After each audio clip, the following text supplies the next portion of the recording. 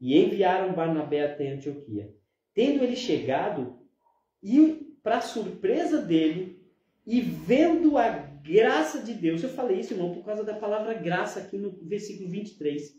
A graça de Deus, toda vez que a gente fala essa palavra, a gente precisa entender que Deus está fazendo, não é porque merecem, não é pelos que fizeram, ou pelos sacrifícios, o que vocês fizeram no judaísmo todo,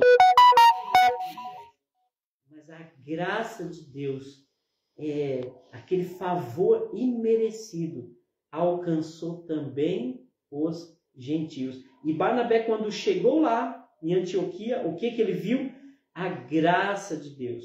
Aquele povo mundano, aquele povo sem as tradições judaicas, abençoados por Deus. Deus agindo no meio de um povo que não tinha a educação judaica, que não tinha os costumes, as tradições, mas era um povo novo, chegando. E por causa desta grande mudança na vida deles, é que daqui a pouco eles serão chamados de pequenos cristos. E continua. E tendo chegado, versículo 23, vendo a graça de Deus, alegrou-se e exortava a todos com firmeza de coração que eles permanecessem no Senhor. Que alegria de Barnabé chegar lá, ver a graça de Deus, e o texto aqui da Bíblia diz que ele passou a exortá-los.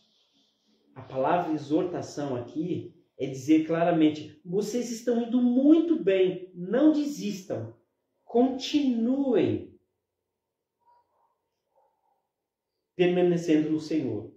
Porque ele era um homem bom, cheio do Espírito Santo e de fé. E muita gente se uniu ao Senhor com a chegada de Barnabé.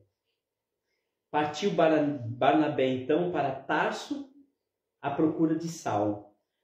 A missão dele de ter ido em Antioquia estava cumprida. Ele viu com os próprios olhos a graça do Senhor tendo alcançado aquele povo, aqueles gregos, aqueles estrangeiros. E isso foi uma missão muito especial que Barnabé cumpriu na vida dele.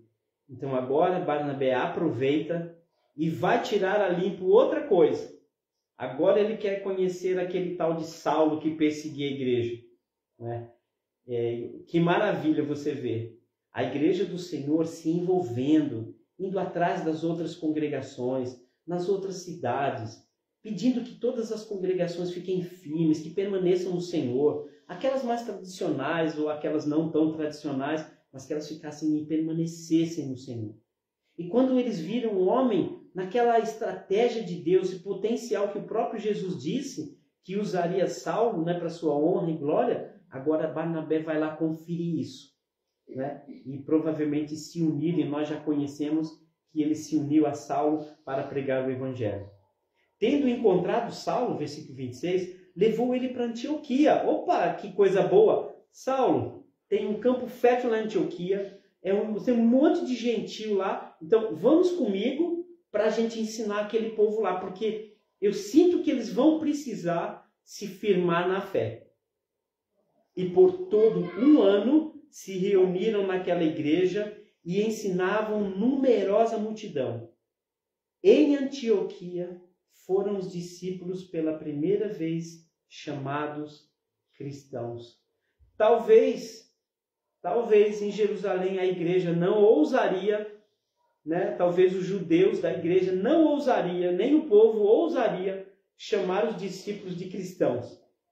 Em Jerusalém, no meio de tantos judeus que crucificaram Jesus, que tinham ainda tanto receio e ranço de saber o que havia acontecido com Jesus, e de repente todos os judeus se convertendo ali, multidões, tinha que vir do mundo, tinha que vir daqueles sem preconceito religioso, não é? Porque aqueles que não tinham preconceito religioso, que estavam aceitando a palavra, e o povo que não sabia, né, quem era Jesus, de onde Jesus viera no povo judeu, mas conhecia Jesus pelo que ele fazia como Salvador aqui.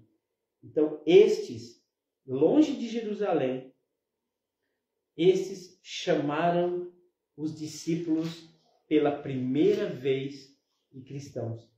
E interessante que acontecem duas coisas aqui, irmãos. Primeiro, essa aceitação e de enxergar que Jesus estava entre eles por meio dos cristãos. Olha que coisa linda, né? O povo reconheceu que Jesus estava no meio deles por meio de cada discípulo.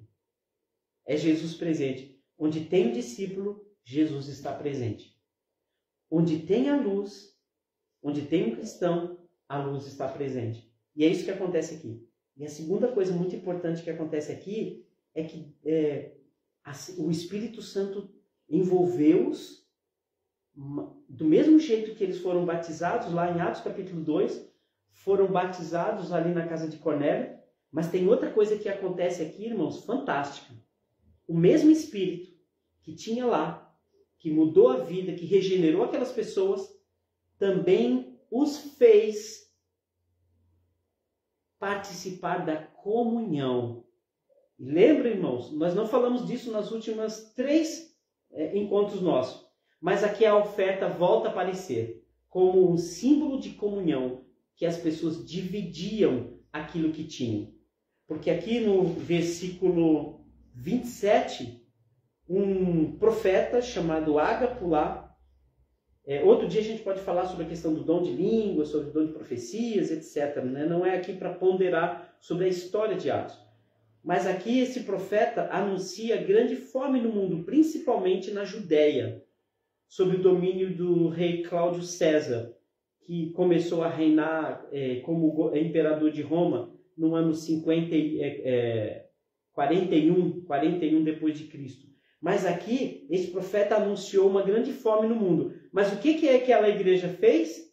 Aquela igreja de Jerusalém, tá certo? Começou a fazer oferta para ajudar aqueles de Antioquia. Versículo 27. Naqueles dias, desceram alguns profetas de Jerusalém para Antioquia. E, apresentando-se um deles, chamado Ágapo, dava a entender, pelo Espírito Santo, que estava para vir grande fome por todo o mundo, o qual sobreveio após os dias de Cláudio, imperador romano. Os discípulos, cada um conforme suas posses, resolveram enviar socorro aos irmãos que moravam na Judéia. E ao que eles, com efeito, fizeram, enviando-os aos presbíteros por intermédio de Barnabé e de Saulo.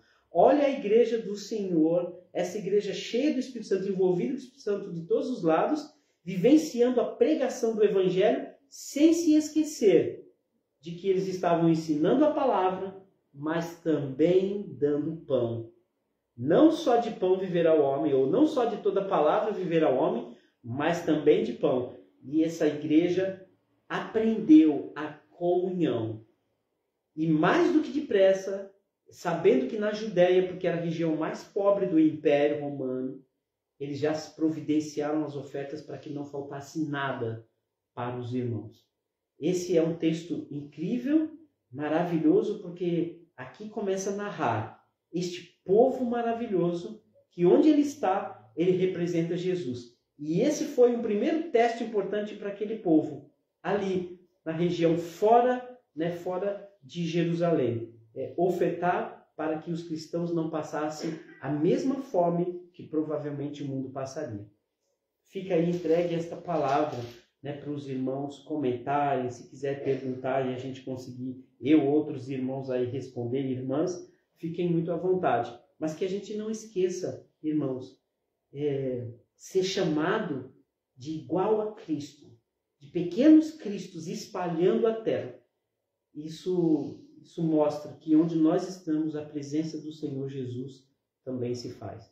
Deus nos abençoe e nos guarde. Entrega a palavra aí para o irmão Avaí.